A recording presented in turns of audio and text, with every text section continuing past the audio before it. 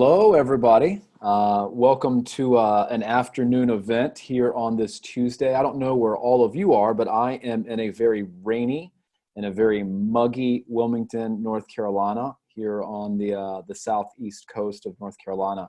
And I see some names I recognize. I see a lot of names that I don't. But one name that you all probably absolutely recognize is Marian Keyes, who is going to join us today to talk about her new book. But before we do, I want to introduce myself really quickly. My name's Wiley Cash. I'm a novelist living here in North Carolina, and I was thrilled to see to have won the Pat Conroy Legacy Award from SEBA this past year, and I was even more thrilled when they asked me to start hosting these online events in the midst of this coronavirus, which is keeping us at home and not in all the bookstores we would like to be. So I want to say a couple of things before we begin, before I introduce today's author and the person who will be in conversation with her. I want to say a little bit about SEBA. SEBA stands for the Southern Independent Booksellers Alliance. It represents over 600 independent bookstores across the South. So in being with us today, you're supporting all of your favorite bookstores that have given people like me a career. I also want to note that we normally encourage you to dance with the one that brung you, which is to say, to purchase books from today's event from the bookstore that invited you or from your favorite local independent bookstore. But today we're doing something a little bit different. Today is Blackout Tuesday in the United States of America, where people are encouraged to purchase products and services from Black-owned businesses. So in the chat in today's event, you can see a link to Black-owned businesses associated with SEBA. So you can purchase from Black-owned bookstores for today's event. So we're going to start here in a moment. And if you have questions for Marian Keyes while she's speaking, doing this in conversation event, you can post them in the chat. And in about 20-25 minutes, I'll feed Marian those questions and get her to respond to your questions. So when you post your questions, make sure to mention your name and where you're from and what your hometown independent bookstore is, or which independent bookstore you like to support the most. And so from there, I think I will go ahead and introduce today's author and the person that she is going to be in conversation with. The author joining us today all the way from Ireland, where it is also rainy, but not hot. It's actually, she said it was chilly.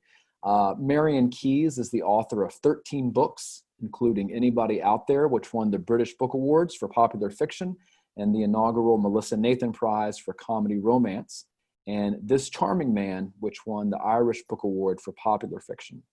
Her newest book, Grown Ups, just came out in paperback. That's the one where she's going to be talking mostly about today.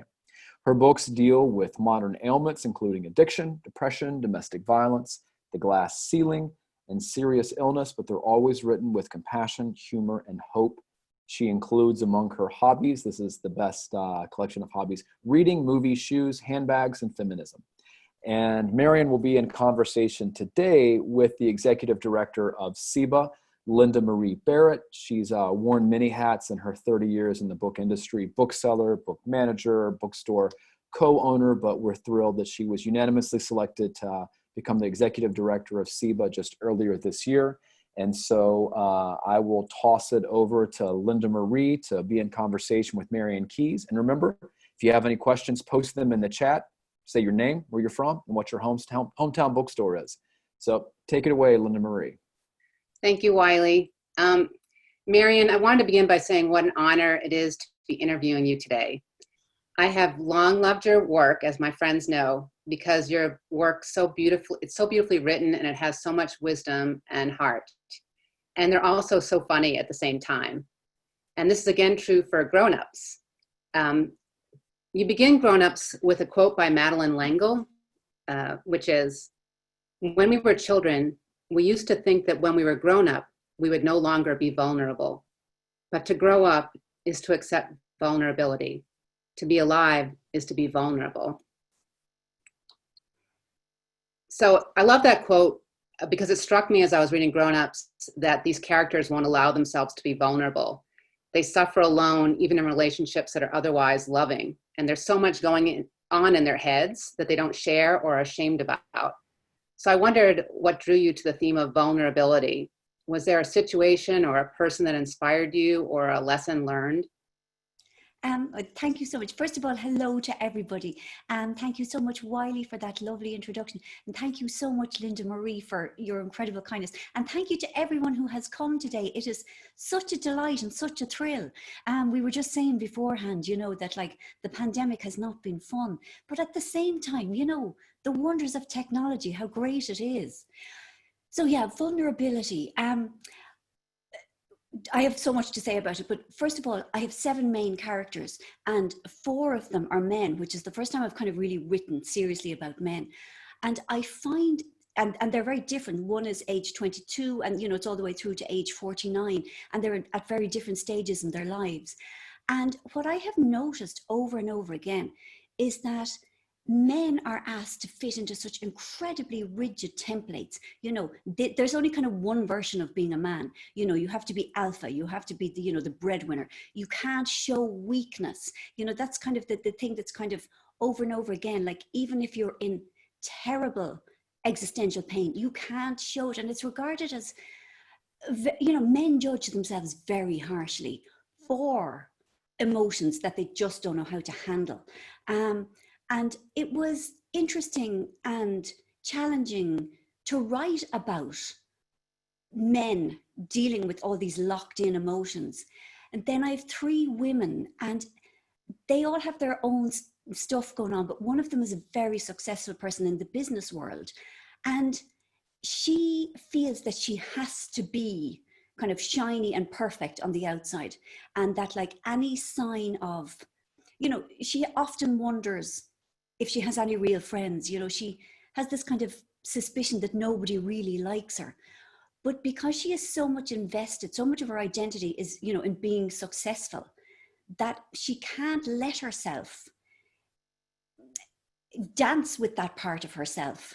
Yeah, and I think, I mean, personally speaking, I've spent so much of my life comparing my insides with everybody else's outsides, you know, because I, like everybody, suffer from self-doubt, jealousy and anger, regret, longing, like all of those things. But I see everybody else and they're all kind of, they're doing life in a very sleek, you know, confident, uncomplicated way, or so it seems. And it's taken me a long time to kind of realize that we all have that shiny shell on the outside, but that in all of us, those uncomfortable emotions, they're always there. And I mean, I suppose I thought I would grow out of it at a certain stage. I really thought at some stage I would ascend, you know, to kind of, to only feel happy emotions and that everything in my life would work, you know, and that everybody would behave themselves around me. And yeah, it's been both very disappointing and also kind of a relief to realize that life is going to continue being messy until the day I die. So in writing Grown Ups, I suppose I wanted to look at vulnerability in a compassionate and a mature way. You know, there is no way of graduating from vulnerability, I think. Mm-hmm. So you refer to this just now. There's a couple of different big themes happening with 2 of the women characters: eating disorders and compulsive spending. And I wondered, because they seem so real in your characters, it's even visceral at times, what brought you to choose these themes and how did you research the addictions? Okay, well, I mean, first off, I will say that I'm incredibly comfortable with addictions. I mean, that's maybe not the correct word, but I'm a recovering alcoholic. So, I mean, and I feel, for me anyway, that all addiction comes from the same place, you know, and mine happens to be alcohol. But I understand, I mean, because it's all about changing the feelings, making myself feel better. And I have 2 friends who are in recovery from bulimia. And I think, I mean, eating disorders, I think at the best of times are something, they're very, very difficult to manage, because with me, I just don't drink alcohol and everything is grand, you know, like I am fine. But with food, you have to kind of interact with the object of your obsession every day of your life. And these 2 friends with bulimia, both of them had it for a very long time. It's an illness that hides in plain sight. And it's not like, you know, anorexia or compulsive overeating, in that it's not visible. It doesn't manifest externally. And it means that people kind of drag it around for years and years and years without ever getting relief. And it's kind of like, it doesn't get the same coverage as the others do. And I thought it would be maybe useful to shine a light on it, that it might give a voice to people who suffer from it. Now, the thing with the overspending, I'm afraid that, you know, this is something that I kind of identify very much with myself. I mean, like, I go to bed at like 10 o'clock every night with the plan to like read, you know, an important book that everybody has told me that I must read. And then I think, yeah, that's fine. But I'm just going to kind of go on my tablet here for a moment. I'm just going to, you know, have a look through Zara. And like, you know, 4 hours later, my basket is full. And, you know, and I understand what's going on. Like, it's those dopamine hits that are just so delicious. And at least I know what I'm doing. But yeah, this particular character in the book, it's how she makes herself feel better, but it's also a way of controlling other people. And she knows she does it. I mean, she has a moment in the book when she thinks, I have to rent my friends. And I think there's an awful lot of shame about our relationship with money. I think many of us know that we spend too much. Or many of us know that we don't have enough. And money is kind of like the last taboo. Like, people are so uncomfortable talking about it. And again, I thought it would be interesting to look at. And I suppose because I always like to write about mostly contemporary women. But, you know, what is causing us pain and giving us joy in the current times? That's what I'm always looking for. And I saw money come up again and again and again. And as I said, it was something that I personally could identify with. So I thought, better write about it. Mm-hmm. I've also heard that those are addictions that women that they can have and still function and run the family. Absolutely. I mean, yes, you know, just because you have bought more pairs of sandals than you need, it doesn't mean that you're incapable of driving your car, feeding your kids. You know, yeah, I mean, they are very much functioning. You know, they are high functioning addictions, which, I mean, that's not a mark of praise, but you're right that it absolutely is. You know, where alcohol or you know, or drug overuse it's unavoidably, you know, it's just there. You can't not see it. Mm-hmm. I wanted to talk about the structure of your novel because I really love it. Thank you. It starts with a dinner scene, and a character at the dinner has just suffered a concussion, and she has no filter. So she spills everyone's secrets, which is much to the general horror of everyone gathered.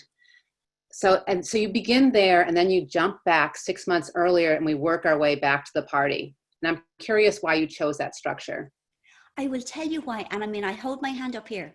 Leanne Moriarty, Big Little Lies. The structure of that book was just so fabulous, because you know at the beginning that something terrible has happened, but you don't know what it is really. And then she jumps back to, I mean, I can't remember how far back in time. And you see all these friendships and these kind of mergings of people and fallings out and tensions and stuff, and, you know, brings it to the present day. So, I mean, I love her books, and I mean, she's always inspired me. And the idea for this book came to me very suddenly. And I just liked the idea of there being a sort of an explosive event at the beginning where you know something terrible has gone down, but you don't actually know the details. And I suppose then it does kind of, you know, diverge from Leanne in that the structure of Grown Ups is very episodic, in that, like, I start 6 months earlier, and then it's 5 months, 4 months, 3 months. So it's very episodic. I mean, I suppose there are only kind of 7 main chapters in the book, and it's because it's about 3 different families and how they overlap, and they only overlap maybe once every month or every 6 weeks. So it seemed very neat that I would have this kind of little portrait of all their relationships in 1 month. And then by the next month, things would have changed slightly. So it was very different to the way I've written anything else, which has normally been fairly linear. And it was fun because an awful lot of the events happen in beautiful places. Like there's a week that they all spend in a villa in Tuscany, and that was just delicious to write. And then there was another weekend on the west coast of Ireland, like on the Atlantic, and it was just, again, really nice to write. So yeah, I mean, because of the nature, the big reveal at the start of the book, that kind of entirely influenced the structure. Mm-hmm. And those beautiful places were made possible by Jesse's overspending, right? Yes. Poor Jesse. Yeah, absolutely.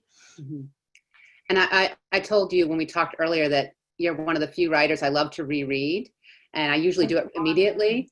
So the structure of this novel made that even more fun, because after I'd read it, I went back to the dinner party and I knew all the secrets, and I knew she was about to spill them all. So it just lends itself to that pleasure. Thank you. Yeah. So I don't want to give things away because there's so much that is revealed, but I really appreciated Nell and her growth in the novel from falling in love to examining what love really means. And one thing you do in the novel that I've actually done myself is she writes a letter to her future self, and that exercise is really freeing to her. And I wondered if you could speak about Nell and what drew you to create her. Yeah, so much. I mean, Nell is 30, so she's the youngest woman that I've written about in the book. And I have a niece who's 20, who is like so moral and so good and like so concerned with the planet and like really concerned with, you know, minorities and taking care of people who are marginalized and vulnerable. And there's so much about my niece, Emma, that educates me and that I admire. So I took some of her characteristics and gave them to Nell. And also Nell has very little money because they're the generation that kind of came of age after the financial crash, and it has shaped them so much. So her expectations of her future were so different to mine. And she, in many ways, is very idealistic, and she believes in kind of the one true love and all of that stuff, which I believed in when I was younger. But one thing that really interests me and does more and more as I get older is how we need to live with the disappointment with the person we marry or the person that we're with long term.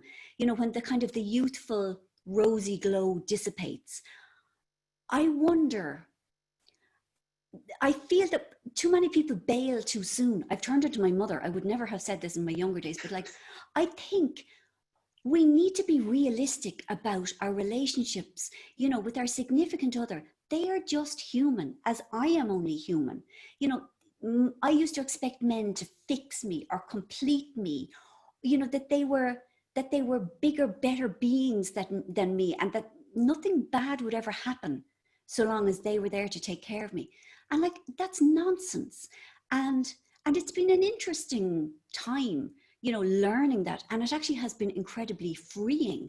But yeah, Nell goes through this really uncomfortable time where she's bumping up against the edges of Liam's imperfections. And she really isn't sure. She doesn't understand it because it doesn't fit what she was told love would be. Yeah, and the book that I wrote before this, The Break, is also about, you know, not exactly the disillusionment of love, but yeah, about the reality of long-term love. And I mean, the thing that I always say to people, and like my poor husband, like he laughs when he hears me say it, but I always say, lower your expectations, you know, because that's how relationships survive. And I, you know, I'm not just talking about significant others, but like with your sister, with your best friend, with your work colleague, they're all only human. And once I kind of make that change, everything does get easier. Mm-hmm. I love that. So one of the first books of yours I read, I think it was the first, was Rachel's Holiday, which is this brilliant novel about addiction and recovery. And it's also has so many funny scenes that stay with me. So if any of you viewers I would highly recommend you read Rachel's Holiday as well as Grown Ups, and actually all of her books. But anyway, so I heard rumors that there might be a sequel to Rachel's Holiday in the works, and I'm wondering if that's true. The rumors are true, Linda Marie. Yeah, I mean, I have always been very uncomfortable with sequels, because I feel like my characters go through enough in each book, and that by the end they should be allowed to kind of go free and live a peaceful life, you know, on the sunny uplands. And I actually did try to write a sequel to Watermelon, my first book, a couple of books ago, and I just couldn't. And I was very daunted by Rachel's Holiday, because it's a book that's meant an awful lot to a lot of people. You know, it's helped people get clean and sober. It's helped people understand the, you know, when their loved ones have had addiction. But I don't know, it was just the time felt right, and I felt I'm going to give it my best shot. So I'm giving it my best shot. And I've, you know, kind of said over the last few months that if I feel like I will let people down or disappoint them, or if I can't do the book justice, then I will jettison it and try and write something else. But it's going okay, you know, fingers crossed. Like, I am so superstitious. I am so afraid of jinxing everything. You know, I don't want the god of smug people to hear me saying it's going okay, but it's going okay. And it's, you know, it's thrilling. It's just lovely to revisit her, and in fact the entire family, and the relationship that she had, and her relationship with recovery. It was just lovely to go back into that world and to be in it most days. So yeah, I'm gonna keep trying with it. Thanks. I love the Walshes and Luke. Thank you. Well, it's funny that you asked that, Linda Marie, because somebody already asked, are we going to get more books about the Walshes? But you mentioned, Marian, the worry you have dipping back into this world, and are you going to make a mess of things? And Muriel from Atlanta, her independent bookstore is Little Shop of Stories. She asks about, like, your writing process. Do you enjoy the writing process? Is it hard? Is it miserable? Is it, you know, what some writers say it is? Or yeah, I mean, it can be very, very boring. I mean, I suppose I feel when I'm writing, I am creating something from nothing. And especially because, like, I'm writing mostly about emotional landscapes. And to me, characterization is far more important than plot. So it's quite an emotional thing I do. I write from my gut rather than from my head. And I never have any real idea of how the book is going to end. But I think it's something that if you read an awful lot, and I always did as a child, your brain has some understanding of how narrative works. You know, that you feed out a bit, you withhold a little bit, you let a little bit more out. And, you know, and I've never done a creative writing course. But as I say, I had that blueprint inside me. And I mean, having said that, like, I rewrite huge amounts. You know, I mean, I think any writer who's serious about their craft has to understand that rewriting is not just necessary. I mean, it's vital. It cannot be done any other way. Just to kind of, for all kinds of things, like to balance pacing, you know, or to develop characters, or to remove characters.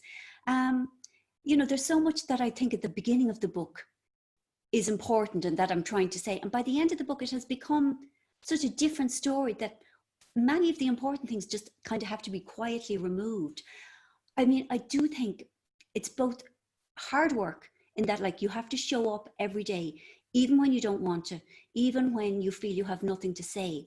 But it's also something that it's a relationship of trust that you have to have with yourself, or with whatever you choose, like the universe, you know, whoever you think gives you the words. And you can always keep doing more to fix it. I mean, that's the beautiful thing about it. It's not just one shot and you're done. So I don't know. I hope that helps. Sure, yeah. Okay. Well, speaking of helping, Jane, whose favorite bookstore is Copperfish Books in Punta Gorda, she says, I have a friend who lost a son to addiction and has another in rehab. Would your books be helpful for her? And to go a little bit beyond that, do you encounter a lot of people when you're at book events saying, you wrote about this issue or about recovery or about this illness and your book spoke to me? Yes, which is such an honor. I mean, I think definitely writing Rachel's Holiday, and also in another book, This Charming Man, I write about an alcoholic woman called Marnie. Both of them made an impact because I think, I always othered alcoholics, even though I was one myself. I thought it was, old guys in the park, like with the brown paper bag. And I think by being a woman, and the woman in my book, she's middle class, I think it kind of gave a voice to people who felt that they didn't have one. So yeah, it has been like a real honor. And then I have written about domestic violence, which again, I did a huge amount of research to honor the story, and people have thanked me for it, which is just an incredible honor. But this poor woman who lost her son, I'm so sorry for your friend. It's worth a try. I don't know. Everybody's pain is unique. And the last thing I would want to do is add to her pain. But you sound like a really kind person, and maybe you have a look at it and see if you think it might be suitable. And really, I wish her well, and I wish her son well as well. Thank you so much. And I hate to keep saying along those lines, but these questions just kind of bleed organically into one another. Tiffany from Marietta, Georgia, her home bookstore is Foxtail Bookstore, which is a store I know pretty well in the metro Atlanta area.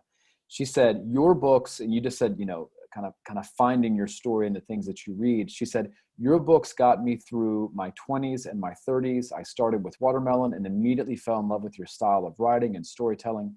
Thank you for sharing your gift with the world and for doing this event with Eagle Eyes Bookstore in Seba today. And Marian, can I ask you, are there particular books from your coming of age experience that really spoke to you that may have found their way into your own work? Yeah, a book that had a massive effect on me kind of shortly before I started writing was Heartburn by Nora Ephron. Mm-hmm. Because it was chatty, it was conversational. It was, something terrible has happened at the start of the book, like her husband has left her, but the comedy in her tone, I was really drawn to that.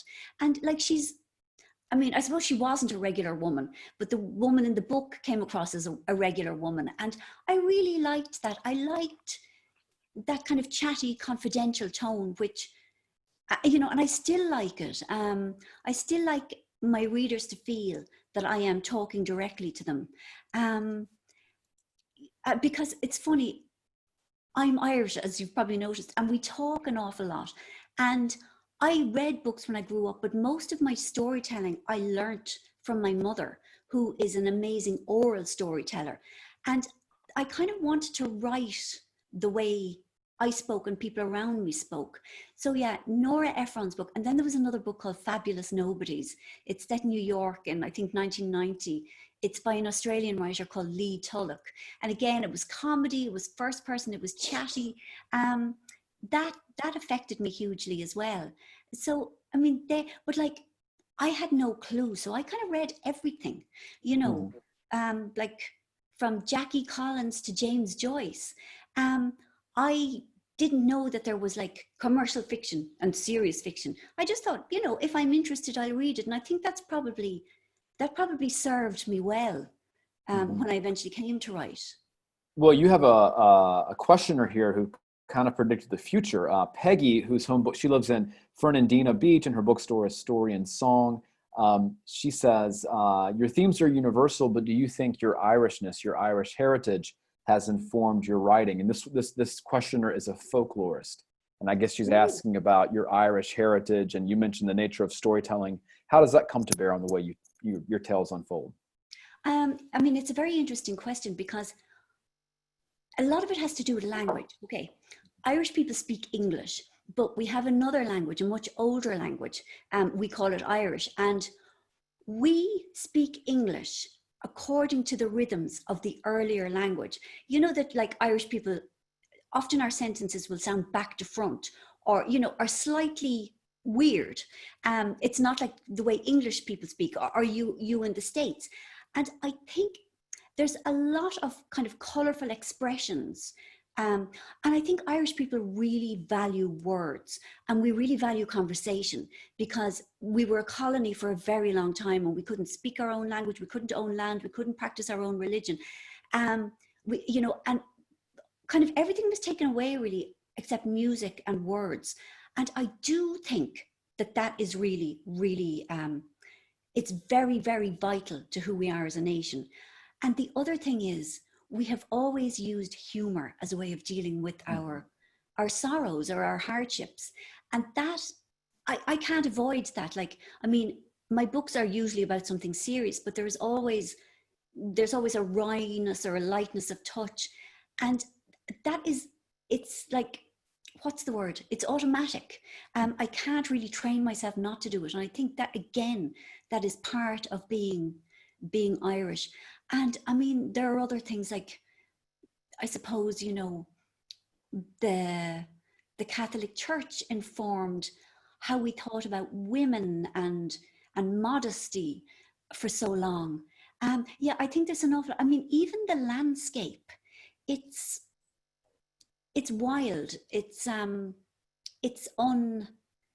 unmanicured. And I mean, I feel again that my style is pretty much like that. It's kind of like flinging words everywhere, if that makes any sense. So yeah, that's a really interesting question. You must come if you haven't been. It's lovely here. I have never been to Ireland, and I would love to come to Ireland. Oh, I really love it. It's beautiful, and the people are very, very funny and chatty. Everybody talks to you, which is nice, because I lived away for a long time, and I like coming back. The passport man always welcomes me home, which is just, which is lovely. That is nice. Beth is from Minnesota. She doesn't say what bookstore is hers, but she wants me to ask, how is himself? Oh, you are so lovely. Himself is my husband. Himself is my long-suffering, lovely, lovely husband who does all the technology for all of this, does all the admin. When I met him, he had a really good job. I ruined his life, basically. He is wonderful. He is absolutely wonderful. Because of the lockdown, he missed his mountains. He loves running way up big hills and ice climbing and stuff like that. And it has been hard for him being corralled in the house with me. But he's just, you're so kind. He's the best man in the world, touch wood. Again, the superstition. And I will tell him, Beth, that you were asking for him. And Minnesota isn't southern. Steve's got a heck of a reach. Yeah, yes, but thank you for coming. We're evangelizing the Midwesterners. Yeah. We're saying we got ranch dressing down in the South too. Come on, Minnesota. I got a couple more questions here. This one's more of a comment. This is Teddy from Cary, North Carolina. His bookstore is Quail Ridge Books. He said, my very first audiobook in the car was Watermelon. I soon learned to have emergency exits prepared whenever listening to your books. My sudden burst of laughter made my driving hazardous to others on the road. So how do you feel about audiobooks? Do you enjoy hearing them? Do you have a say in who reads them? Do you have any expectations when you hear them? It's funny, for a long time I had a very complicated relationship with them, because I did a nonfiction book a long time ago. I did the audio version, and it took an awful long time. And I didn't want to do my novels because I just felt it would take like years and years. But I actually did grown-ups. I did it just last November. It's the first novel I've ever read, and I loved doing it. Like, it was such a pleasure. And it was just so nice. It was just me and the sound engineer, and we did it for 6 days. And it was something that I really enjoyed doing. And I am actually very sorry now that I haven't done the others. It was a kind of a way of taking ownership of the book in a way that I'd never done before. So it was really fun to do it, and I'm hoping to do all of them in the future. So I never really got a choice in the people who voiced them in the past, but I was always told they were okay. But I just have to say hello to Teddy, because I have actually been to Quail Ridge Books. I mean, it was like years ago. It was probably like 2005. But how lovely. Thank you. Also, my nephew was called Teddy and my dad was called Teddy. So, this is lovely. So do you feel like, and this is my question, do you feel like you enjoyed reading the audiobooks for your new book because you felt more experience under your belt and it was something you were more comfortable exerting control over the audiobook? That's an interesting that you enjoyed it after this many books. God, I mean, like, Wiley, you're a writer as well. I mean, do you find it comfortable to read any of your old books? Because I don't. Well, I've only got 3, so it's easier for me. They're in the more recent past. I wish I had as many books as you do and as many successful books as you do, but probably not. But I think that if I were in a studio on the spot and asked to do it, I would feel a lot of pressure and feel very uncomfortable. But reading in bookstores, I enjoy doing that. But I would feel, I don't know, just kind of out of my league doing it. Because some audiobooks you hear and they're just so good. And then you hear some writers read their own audiobooks, and I'm so envious of how good they read. I think you'd be wonderful. I mean, oh, that's very kind. Yeah, I do. I mean, you have a beautiful voice. Well, thank you. I suppose I read my book at a time where I hadn't put enough distance between me and it. I think coming back after a couple of years and reading something that I've written, and hopefully I've got better at my craft. I always want to go mad with the red pen, but I was close enough to the writing part of it. And it was a pleasure that I hadn't anticipated. Ooh, that's nice. It made me feel proud of it in a way that I had never really felt about any of my other books. And tender almost. I wanted to do a nice job with audioing it, whatever the word is, speaking it. Yeah, like it was a way to kind of take care of it and send it out into the world in a nice way, if that makes any sense. No, I think it does. Yeah, it was like, I don't know, getting your kid ready for school and combing their hair and making them all shiny and lovely. It was a bit like that. Well, speaking of getting all shiny and lovely, Susan says, this is a very important question because she knows you're a makeup connoisseur. What are you wearing, and did you do your own makeup? Because it looks great. You are so lovely. Yes, I have done my own makeup because, lockdown. If you're talking about my foundation, it's the new Estee Lauder one. I'm so sorry about this, Wiley. I am so sorry for any of the other men here. It's the new Estee Lauder one. It's got about 1,000 names. Futurist Hydra Rescue. It's got a 45 SPF, which is always great.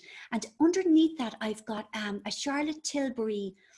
Oh, it's called Flawless something or other. And it's got sort of a shine in it. So it's to make me look radiant.